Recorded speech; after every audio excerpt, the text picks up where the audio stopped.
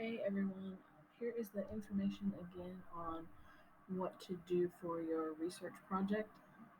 A lot of you got this already in class yesterday, but if you just want a refresher or if you didn't make it to class yesterday, here is all of that information again. You will be doing your research on the chemistry of caffeine, and you'll be coming up with some different questions to kind of focus your research a little more. Um, And this is basically how that works. The first thing that you'll do is you will watch a video. There's a link to it in this presentation. It's about 4.5 minutes long. So as you watch that video, you need to come up with some questions. Um, Take about 10 minutes and kind of brainstorm questions. And here's kind of the rules for how that brainstorming needs to happen. Um, Again, like I said, take about 10 minutes, ask as many questions as you can. There are no questions too small or too big, just absolutely any question you can think of that relates to the video that you watched. Um, at this point is fair game. Don't stop to think, don't stop to worry about if it's good or not. Don't stop to judge it or find the answers, or if you're working with a partner, don't discuss any of them. Just write down, just like brainstorming, write down as many questions as you can, as quickly as you can. Don't worry about spelling or formatting or anything. Just get the question down on paper and out of your brain. Um, if you come up with something that's more like a statement, change it to the form of a question. So you just want as many questions as possible without really analyzing any of them. Just write them down at this point. Once you got a bunch of questions written down, um, the next thing you'll want to do is make a copy of this hyperdoc to kind of get you started. It looks like this. So I can't show it to you as I'm recording. Sorry. It has all the places to write all the information that you need. If you have questions about it, um, you can ask me. Um, but in that hyperdoc, you'll do a lot of your research and write down a lot of your questions. Here's the video. We're not going to watch it right now, but it will play as you are um, when you open the presentation. So make sure you watch it to get your questions. Once you have all your questions written down, you need to categorize them into two different categories. They are either open-ended questions or closed-ended questions. So open-ended questions, just kind of like how they sound. They are questions that give rise to a broader answer or a lot more communication. They usually begin with the words what, why, or how. How does that work? Why does that do what it does? What is going on here?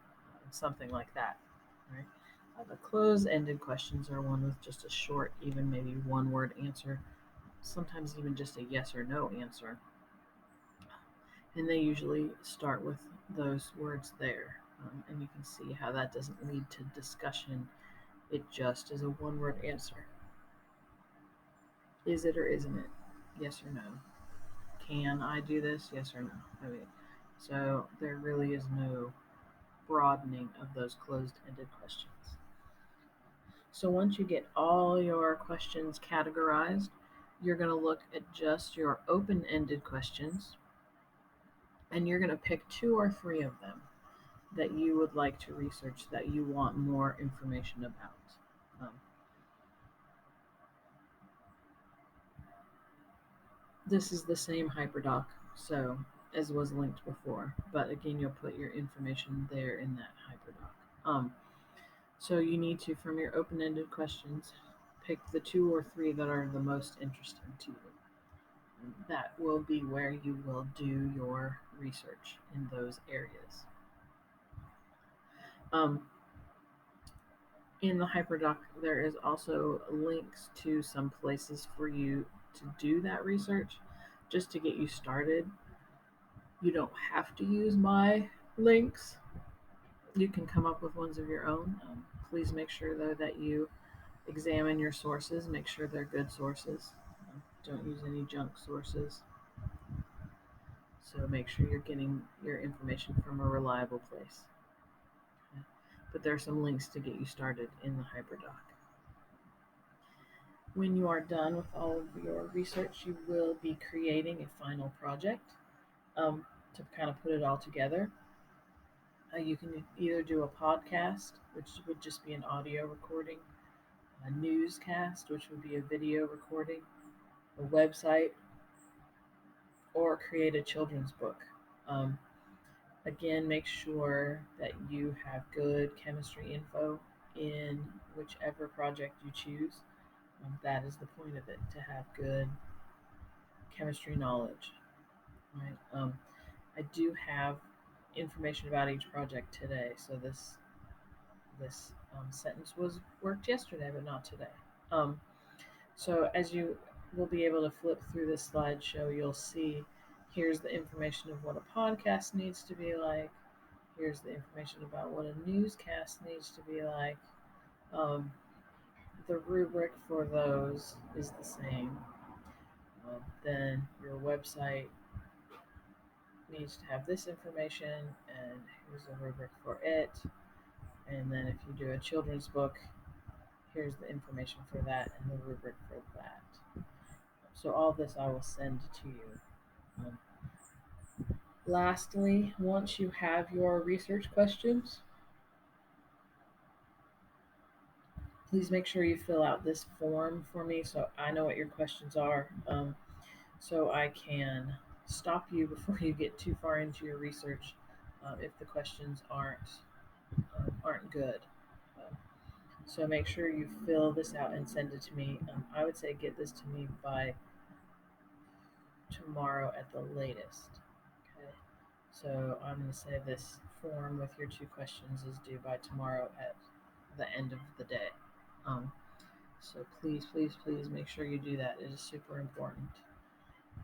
If you have any questions, let me know. This is pretty much all we'll be working on for the next 2 weeks. So I want you to be able to focus on this and do a really good job. It is due October 9th, which is not this week Friday, but next week Friday. So you have some time to get that done, get it worked on, and turn in some quality projects. Again, let me know if you have any questions, and I will see you tomorrow afternoon for class.